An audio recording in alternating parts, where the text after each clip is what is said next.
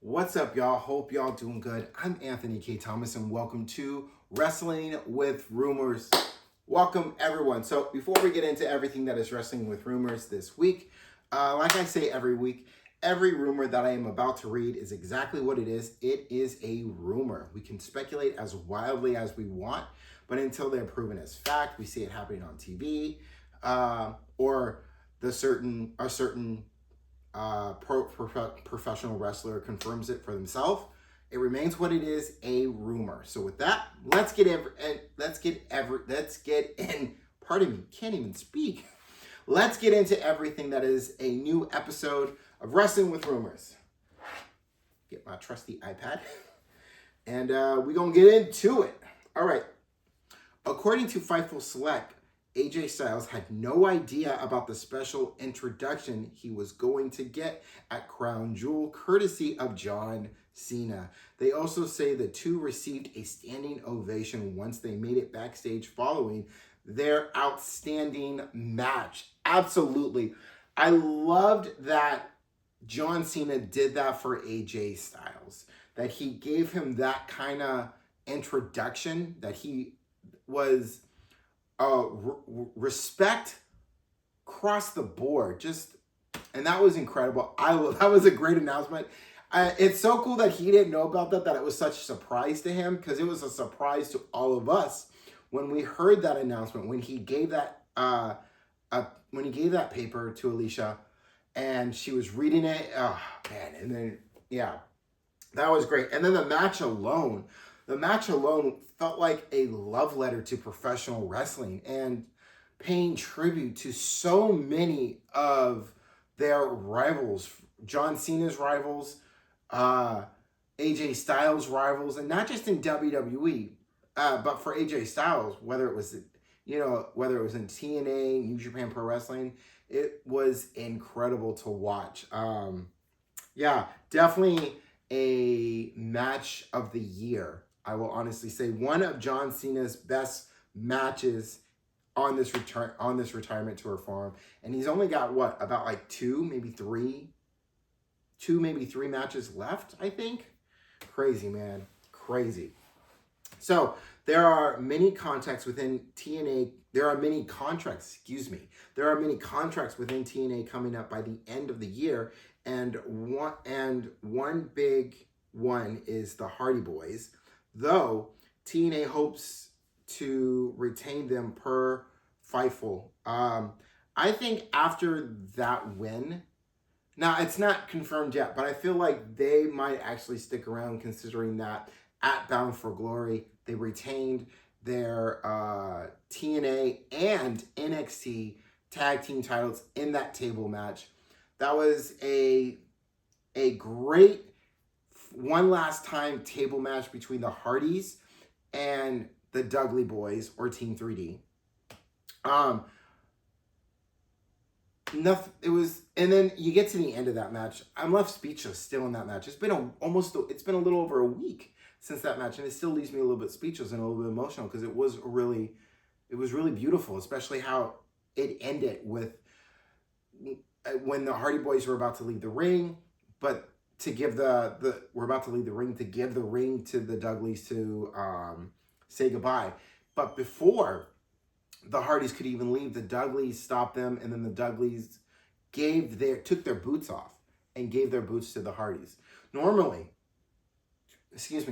when a professional wrestler is done wrestling, they usually take their boots off, or the next day after a match, after their last match, they take their boots and they leave them in the ring to signal that is it for them, that they are officially done, it's over. And for the Dudley Boys to take their boots off and give them to the Hardys means a lot, shows a lot of respect, and you don't see it a whole lot these days, but I hope it's something that the new generation can learn from the old generation from. It was really great. And I'm just at that age where all these professional wrestlers that I watched growing up as a kid, and even some when I was even some as a young adult, are just all saying goodbye are all retiring. You know, I'm at that age now, you know, where it's happening to people like myself who are within my generation or the generation after mine, who are now watching all these professional wrestlers, men and women who we watched growing up, retire, hang it up, go do something else. So it's an interesting moment to be a part of, and I have been completely in this moment with John Cena, and I intend to do the same for AJ Styles next year as well. They also say the Inspirations deal are up after Bound for Glory, but they are expected to be re-signed. I think they already did resign because they retained at Bound for Glory. So I believe that the Inspirations have already resigned. It just hasn't been made public yet, but I believe they've already been resigned. AEW sources told Fightful Select that Andrade's sudden absence affected creative plans for both Dynamite and the Wrestle Dream pay-per-view. However, it sounds like there isn't any heat on Andrade for the current situation regarding WWE's non-complete clause. The plan is still for him to work in AEW when the matter is resolved. The matter is when he got released from WWE. Whenever you get released from WWE, if you get released while in your contract still, then there is a 90-day complete clause. And Andrade violated that by showing up like in the days after being released from WWE on AEW on that October 1st episode of Dynamite, when he was still in the middle of that 90-day clause. So that's really on Andrade, and I would put a little bit of blame on AEW as well, because they should have checked to make sure, and the fact they just went ahead and let Andrade show up on TV without making sure that it was okay to do that. I put that a little bit on AEW and Tony Khan as well, because it went into a little bit of a lawsuit thing going on here, where WWE, were not a lawsuit, but WWE sent a cease and desist letter that Andrade has to not only stay off of AEW television, but any other obligations that he made after he was released, he had to step away from them and cancel those until his 90 days are up. So once his 90 days is up, then he can go ahead and do that. So it was a bit of a messy situation, but now it's just waiting until 90 days is up and they can do it. And I also read a little something about moving forward, TKO with contracts, especially with WWE. They're looking now to change that. So now it's not 90 days, but a year of it. So, wow. We'll see how that goes moving forward. Anyway, for what it's worth, the outlet also heard that Andrade has a very good lawyer. I'm sure he does. So, again, yeah, we'll just see how all this plays out. Someone in WWE told Meltzer there is a plan for how to handle AJ Styles' retirement in 2026. The plan is not fully locked in yet, but the idea is that they're gonna do something. I don't know if it's going to be like it is for John Cena, where it's going to be a retirement tour. If it's going to be like it was for Goldberg, where he just had one last match and it was at Saturday night's main event. I hope for AJ Styles when it is his last match, it's more in a way like it was for Shawn Michaels, in a way where his last match, but not really last match, was at a PLE WrestleMania. It was The Undertaker versus Shawn Michaels. That's how it should have ended for Shawn Michaels, but Shawn Michaels ended up getting talked back into doing a tag match with Triple H. It was Triple H and Shawn Michaels versus the Brothers of Destruction, The Undertaker, and Kane, and that was one of the biggest flops in pro wrestling I think any of us have ever seen, especially when it was at an event in Saudi Arabia. I think it was for Crown Jewel, and that just really hurt to watch, and it really hurt to watch. But for AJ Styles, I kind of hope it's at like a PLE where he does one last match. Who it will be against, I wouldn't be mad if it was against Finn Balor. I really wouldn't. Or if it was Shinsuke Nakamura. But we still got a couple months before we really need to start thinking about what AJ Styles' retirement looks like for 2026. So for now, I think it's important for us to stay in the moment we're at now with John Cena, and also see what the rest of 2025 looks like for AJ Styles as well. There is a lot of speculation that Jay White will return to AEW soon after he posted ready on his X account following several months of no activity there. As far as Jay White goes, now I should say that I am recording this episode on a Saturday, hours before Wrestle Dream comes on. So there is a chance that he might have made his return at Wrestle Dream. But there is also a chance that when he does, he could come back. He probably did come back at Wrestle Dream. I can't tell you that because this is hours before Wrestle Dream is even on. But in the off chance that he didn't return at Wrestle Dream, possibly at an episode of Dynamite. But I do feel that a return for Jay White in AEW is coming up very soon. I'll leave it there. According to the Wrestle Observer newsletter, WWE has discussed the idea of John Cena beating Dominic Mysterio for the Intercontinental Championship at Survivor Series, then defending the title against Gunther in the final match of his career at Saturday night's main event in December.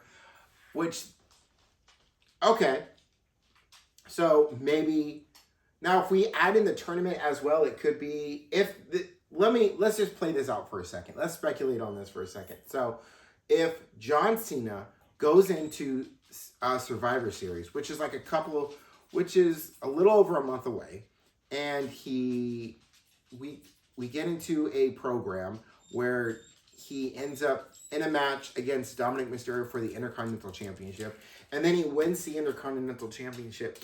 Then he would hold the Intercontinental Championship for a couple of weeks while there is a tournament to determine who will face John Cena for the Intercontinental Championship, and it also not only being for the Intercontinental Championship, but it also being John Cena's last match. Gunther, in the process of all that, makes his return, gets put into the tournament, runs through everyone in the tournament who makes it to face him next. Then it becomes Gunther versus John Cena for the Intercontinental Championship at Saturday night's main event. John Cena and Gunther hopefully have a better match than Gunther and Goldberg had. And then Gunther beats John Cena in that last match, in John Cena's final match, becomes the Intercontinental Champion, and Gunther ends the year and begins a new year as Intercontinental Champion. Sure. That is one way to go. I wouldn't mind seeing Gunther leaving Raw and coming to SmackDown, because it would be a fresh start for him, new blood, new championships, for him to go after. So, but that is a way it could go down for Gunther versus John Cena at Saturday night's main event, December 13th, John Cena's final. That is a way to get there. Unless it's just a singles match, no championship. But that is a way to get there. So I'll leave it with that. I'll lead with that. Before I go, let's talk about Monday Night Raw. A week ago from Monday Night Raw, we were in Australia, and the unthinkable happened. And now when I say unthinkable, I don't mean like we didn't think this was ever going to happen. We knew it was going to happen. But when I say unthinkable, I mean that this happened sooner than we expected.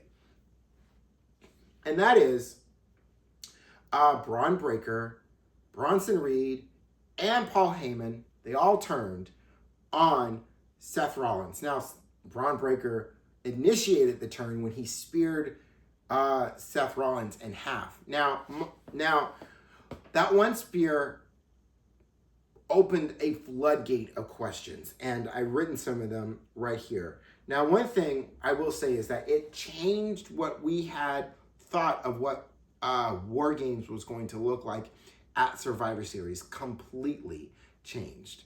So, one of those questions is, what does War Games look like? What does War Games look like now?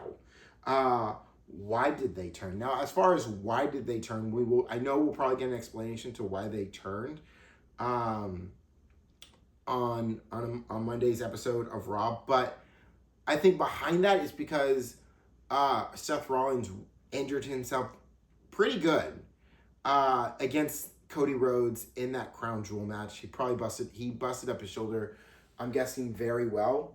And I don't mean that in a good way. I just mean it was probably a bad tear, and it's probably going to require surgery. And if it requires surgery, he's probably going to have to drop that world title, which means that they'll probably have to do like some kind of tournament to determine who's going to be the new world heavyweight champion, possibly. But let me go on with the questions. Still going with the questions. Why did they turn? What does Rollins do moving forward? Well, I'll say probably an answer to that question is he probably won't do anything moving forward for now, because if he's going to be out, depending on how long he is possibly out, depending on how bad the injury to his shoulder is, really depends on what he will do moving forward, and that is if he needs surgery. So we probably won't even see him until sometime next year, possibly. But that's a question that will probably definitely get answered in the coming weeks. What does Heyman, Reed, Breaker do moving forward? That is a question we will probably get an answer to on Monday's episode of Raw. If they are still called the Vision, what does their version of the Vision look like? Now, does this open a door to film new Vision members from NXT call-ups? There is something right there. If there is a new version of the Vision being brewed, like there has been in the past for Judgment Day, does this open a door to bring in members from is this a way to call up those from NXT to put in the Vision? That is a possible thing that could happen as well. Like, it is possible that Braun Breaker, Bronson Reed, and Paul Heyman, they see the landscape of NXT and they see those that they want to put in the Vision, that can be elevated up with them as well. That is possible. Or is this a ruse? Is this another ruse from Seth Rollins to trick CM Punk that Rollins is now vulnerable? Like, and when I mean a ruse, is this a trick? I mean the whole thing. Like, was the turn all part of a plan to trick CM Punk? Because Braun Breaker spears Seth Rollins after CM Punk was in a triple threat match with LA Knight and Jey Uso to determine who was going to be the number one contender for the World Heavyweight title. And CM Punk won that match, and then the turn happened after all of everything that happened after that match. So is it all a ruse, a trick to get CM Punk to think that Rollins is vulnerable and this is his time to strike and this is his time to get back the World Heavyweight Championship? That's another way it could possibly go. But I think Seth Rollins is legitimately injured with the shoulder, because the way he took that hit, the way he went for that move on Cody Rhodes from the top of the rope, shoulder first, coast to coast. I think he got hurt pretty bad. But we'll see. How long will Rollins be out if he needs surgery versus if he doesn't need surgery? So many questions to answer in that. And one last thing I want to add, and this is based on what happened on Friday's episode of SmackDown, and that is MFTs and the White Six. So the way that face-to-face encounter between those two and how that happened, that could be a possible War Games match that WWE could possibly lean more into instead of the original War Games match that they had in store with with Bloodline and the Vision with Seth Rollins. And since all of this has changed, it is possible that it could be a shift, and that you look at MFTs versus Wyatt Six in that War Games match. It is possible. I could see that, and I saw it very clearly when I was watching SmackDown. I saw it very clearly that this could possibly be that replacement. That these two teams could be in there for War Games, and it could work, and it would be a pretty dope match to watch. Because the crowd was feeling it. The crowd was in that moment saying, holy shit, this is awesome. So it is possible that could be the War Games match. We still got a little time before we get to War Games, because War Games is not until the weekend of Thanksgiving. So we've got some time to see how it all plays out. But it is possible. But we will see. But I am Anthony K. Thomas. This has been Wrestling with Rumors. I appreciate all of you for watching. Sticking with me to the very end of this week's episode. As far as the week goes, don't forget to take care of yourselves. Have a good, fun, and safe week. And I will see you on the next one. Peace, y'all.